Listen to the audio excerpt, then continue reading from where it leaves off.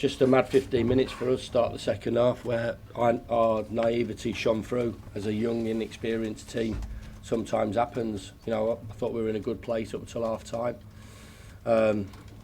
Shape of the team was good, distances back to front were good. We always knew Mudryk and Raheem Sterling, they've got players at the top of the pitch, well all over the pitch, that are world class, that can hurt you, but I sensed the feeling inside the ground. I sensed the feeling in amongst our players that there was something in it for it, and I should imagine everybody did.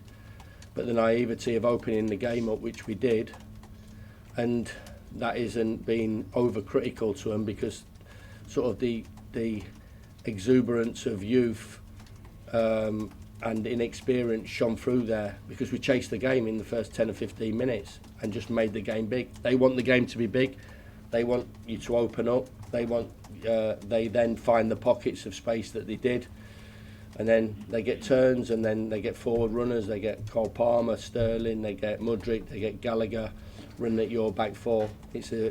You're in a bad place then, and then they've obviously punished them. Second goal obviously is a mistake, and then it becomes a difficult afternoon for you. Yeah, I know we talked in the build-up about the benefits of young players and their fearlessness and that sort of thing. Is that the other side of it? That is the other side of it, Danny, completely. And that's what's done us, because first off we were okay.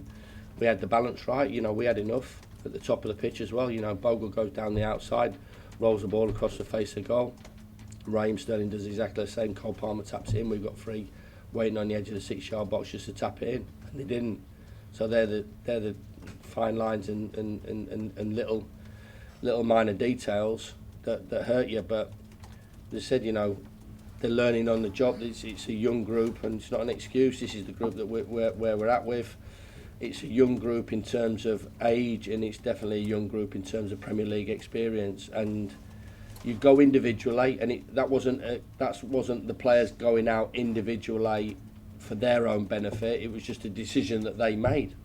And we said we all have to stay on the same page. And when we go commit to a press, then we commit. We press from a good shape, and we press from a poor shape. Opened it up made the game big for Chelsea, and regardless of what form they're in, you give opportunities to those sort of players. They're going to work you, and they did. Chris, I noticed at the end of the game, the players were sort of huddled. I didn't see whether you were in there or not, but they seemed to be. Yeah, the little fat kid with a black jacket was in the middle. That was the one who was barking. That was me. What was that? Was that a bit of a sort of rallying call at the end, not to let heads drop? Or no, something? That's it, definitely, because you know we've brought down 3,000 supporters from on a difficult day in and around Christmas, and they've stayed to the end as well. I thought it was important that, and I don't like when one player goes off to clap the supporters on their own. If we're going to all clap, we all clap together. You know, that's important to me, and it was important that they quickly got that message, because for a big period we were in the game, and we were fighting his way against an outstanding manager and some top individuals. And Pochettino said that they were frustrated at half-time. He said he was frustrated and his players frustrated, which is exactly what you would have been aiming for, I assume. Well, of course, yeah. We can't go basketball game with these players, because they're just gonna